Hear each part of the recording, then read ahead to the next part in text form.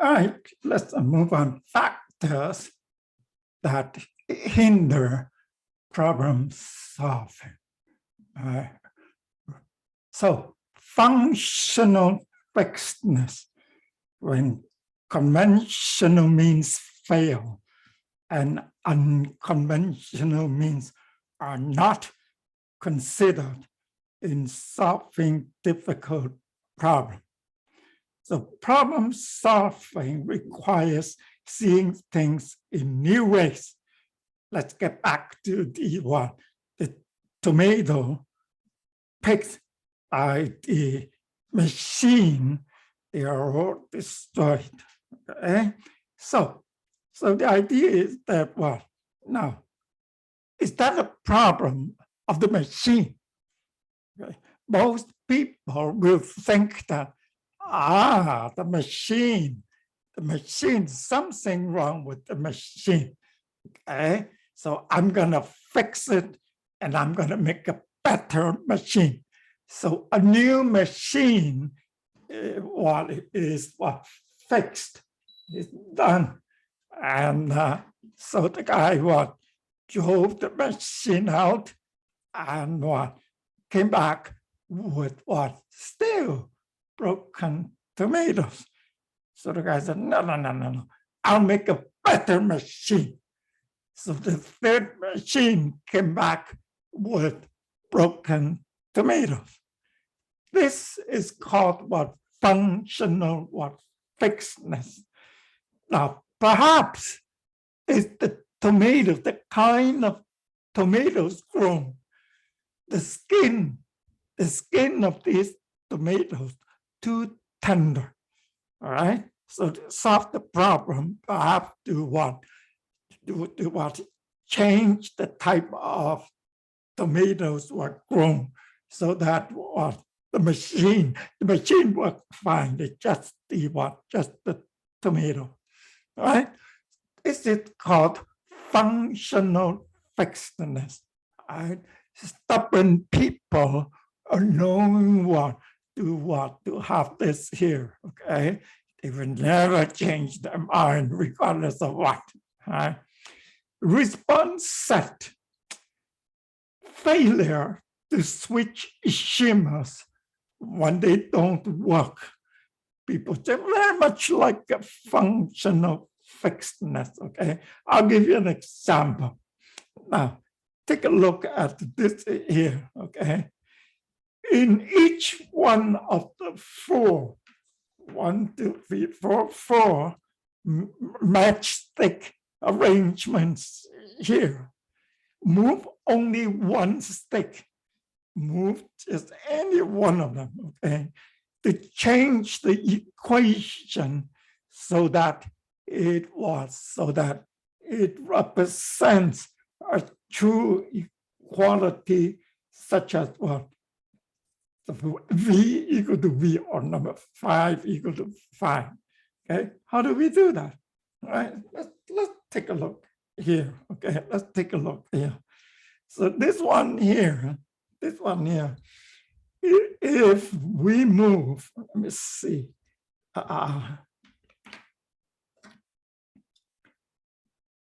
If we move this one, move it over here, then we have one. See, this is a balanced equation, all right? So look at this. So how do we do this? This one seems a bit difficult. Of course, it's here. Move this match. Okay, move it. They move it up here so that it's here. So that move this match. Yeah.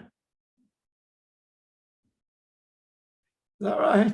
So that is to say, you move this one. You move it higher so that this one is here. All right. And this one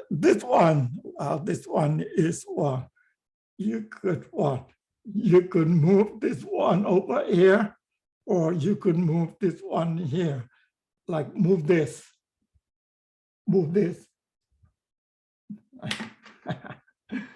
You move this one here so that what we have. All right. So keep this, but move this so that this one is here. Okay. Or another way you want to do it is that one. Yeah. Come on.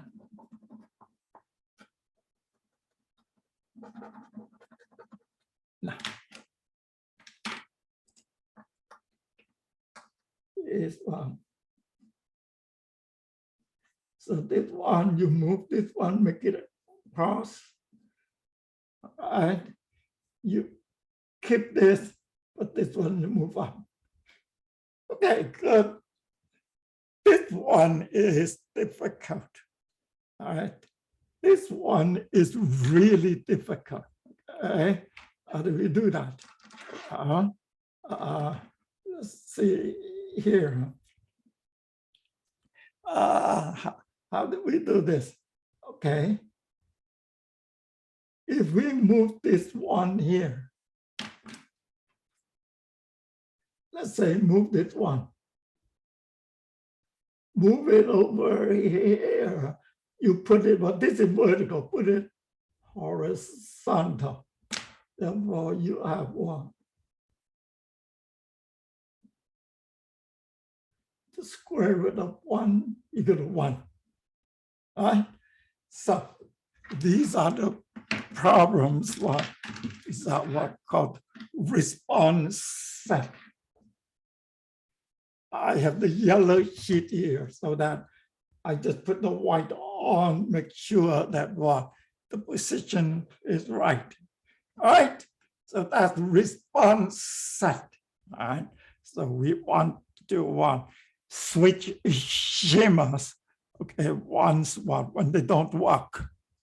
Now, the importance of flexibility, functional fixedness, and the response set point to the importance of flexibility in understanding problems. If you open your mind to multiple possibilities, you may have what the Gestalt psychologists call an insight. Right? Insight is a sudden reorganization or reconceptualization of a problem that clarifies the problem and suggests a feasible solution. Right? So that is what insight. All right, it's very important. Okay, effective problem solving. As to say, we have to take a look at study what do the experts do. All right, so it was indicated that masters, chess masters, can quickly recognize about 50,000 different arrangements of the chess pieces. Okay? They can look at one of these patterns for a few seconds and remember where every piece on the board was placed, like having an iconic memory, like infallible iconic memory, okay? That type of thing. So it is that though they have a vocabulary of 50,000 patterns, okay? A vocabulary of 50,000 patterns. So experts can recognize the patterns needed to solve a particular problem very quickly.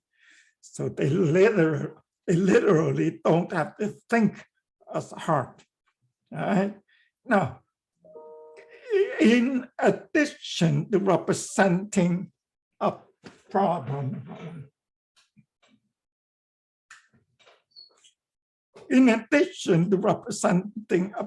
very quickly experts know what to do next.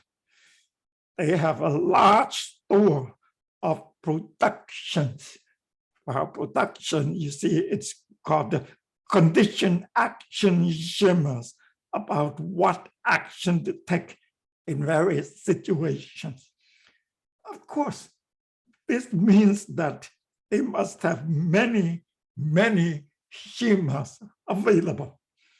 A large part of becoming an expert is simply acquiring a great store of knowledge about a particular field. So to do this, you must encounter many different kinds of problems in that field. See problems solved by others and practice solving many yourself. All right, so experts' rich store of knowledge is elaborated and well practiced. Right? Elaborated, well practiced, therefore what? They are what? Stored in the long-term memory. So that it is what? Easy to retrieve from long-term memory when needed. Well practiced. Okay? So well practiced, therefore what? When you want to retrieve the information, it becomes what? Easy. All right.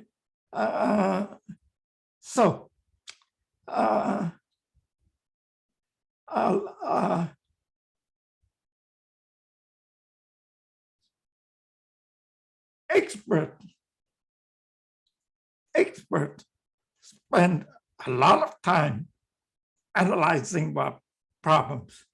Okay. Well, Peter Chow what teaches what design and analysis, like statistical analysis. Okay. I spend lots of time analyzing different kinds of data. Right? So therefore, what I have seen a lot, and I have practiced a lot. Therefore, what I could do it very quickly. Okay, so like chess expert, and they could memorize 50,000 patterns. All right, so to become an expert, it takes time. It takes practice. All right. So experts spend a lot of time analyzing problems, drawing diagrams, breaking large problems down into sub-problems, and making plans. Okay. As they work, experts monitor progress, so time is not lost pursuing dead ends or weak ideas. All right. So try to become an expert. Okay. Of course, it takes time and practice. Study skills. Look at the study skills. Learning strategies are ideas for accomplishing learning goals, a kind of overall plan of attack. Learning tactics are the specific techniques that make up the plan. The strategy for learning the material might include the tactics of using mnemonics.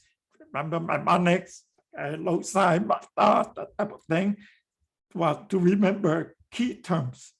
Okay.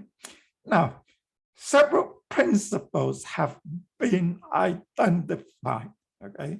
Students must be exposed to a number of different strategies, not only general learning strategies, but many specific tactics. Teach conditional knowledge about when, where, and why to use various strategies so that a strategy is more likely to be maintained and employed or used. Include the motivational training. A motivational training component helps students develop the desire to employ these skills. All right? So that type of thing here. Direct instruction in semantic knowledge is often an important component of strategy training. I so look at what study skills here, and what students like to what, and Peter Chow likes it too, is to what, underlining, outlining, note-taking, draw diagrams to illustrate what relationships. Okay, those of you taking who have taken by what regression, and you know that what the importance of drawing diagram, right? So the diagram, like picture, speaks 1,000 words, all right? So underlining, outlining, note-taking, draw diagrams. Okay, this one is the most effective diagrams because of what imagery, deeper what level of processing. Underlining, students are prone to what underline a lot. The whole page is yellow if you use a yellow marker, right? That type of thing.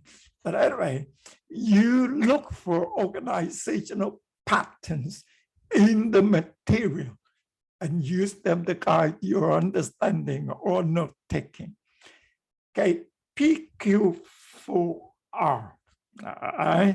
PQ4R, what is it? Well, the P stands for preview. You just want before one, like the preview of a movie, okay? Then you ask yourself question, and then you read, reflect on what you're reading, try to recite, and then review, go over all that again, all right? Now, so this one is actually what it was derived from SQRRR. No preview, but S survey, SQRRR. Just 3 hours, okay? But then later on, what Thomas and Robinson, back in 1972, they changed modified the SQRRR to PQ4R. And now this one becomes the standard, okay? All right. Well, SQRR 3 hours, now 4 hours. The HRR is for reflection, okay, for reflection. And the P one, of course, here stands for preview. So that's what the acronym here. So let's take a look at each, okay? Take a look at each. Preview. You introduce yourself to the chapter you're about to read by surveying the major topics and a section. Like look at the content page, read the overview. Sometimes you have a summary overview at the beginning of the chapter or at the end of the chapter. Read them, okay? Read the overview, the objectives, the section headings and subheadings, the summary, and perhaps the initial sentences of the major section. So you could do that very quickly, very quickly. All of these procedures will help activate schemas. Remember what our discussion on story grammar, all right? If you look at the photo first or the picture first, you will be able to understand the passage very easily, right? All right. So all of these procedures will help activate schemas, so you can interpret and remember the text that follows. Okay. Preview also allows you to formulate your own general purpose for reading each section. whether it is what to identify the main idea or denote the general biases of the author. So that's preview. Take a look at what the next one, Q, question. For each major section, write questions that are related to your reading purposes. One way is to turn the headings and subheadings into questions. For example, at this point, you may ask, what is the Q in PQ4R, right? All right. So read. At last you read it, right? The questions you have formulated, question you have formulated here, okay, have what can be answered through reading. So you pay attention to the main ideas, supporting details, and other data in keeping your purposes. Okay, so reflect a newly added, okay, SQR, this is PQ4R, and lecture R. While you are reading, try to think of examples or create images of the material. Creating images is the best because of a deeper level of processing.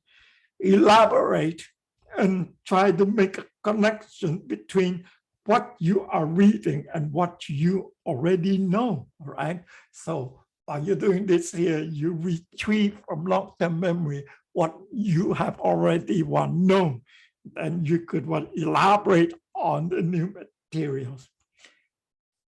Recite.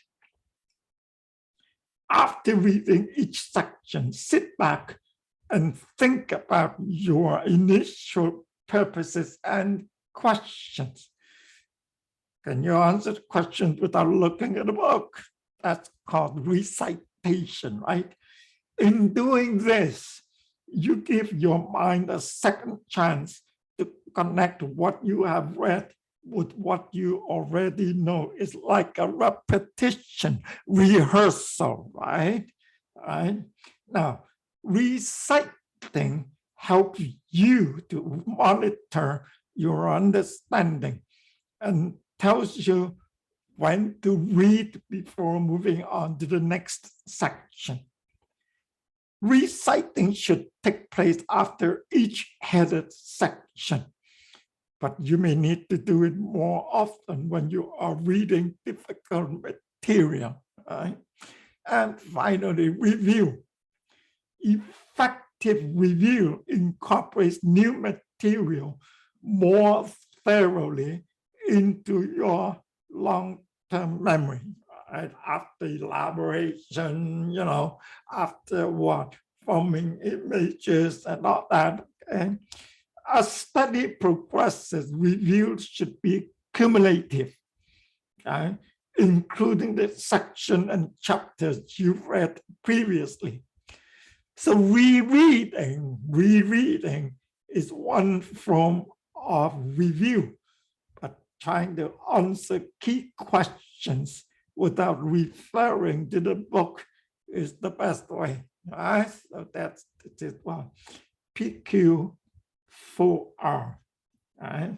Now, a researcher, Anderson, suggests several reasons for what PQ4R, what effectiveness. Okay, so according to him, he said, first, following all these steps here makes what students more aware of the organization of a given chapter. How often have you skipped reading headings entirely and thus missed one major clues to the way the information was organized? Okay, so it is important, therefore, pay attention to even headings, subheadings, and so on. Okay. Secondly, these steps require students to study the chapter in sections instead of trying to learn all the information at once. So this one makes use of distributed practice, that is spaced learning. Right? So it's more effective than masterful practice. Number 3, creating and answering questions about the material forces students to process the information more deeply. Is that right? Deeper level of processing and with greater elaboration. All right. So that's 3 points about the effectiveness of PQ4R. Okay. Good. Okay, that's the end of this lecture. Thank you.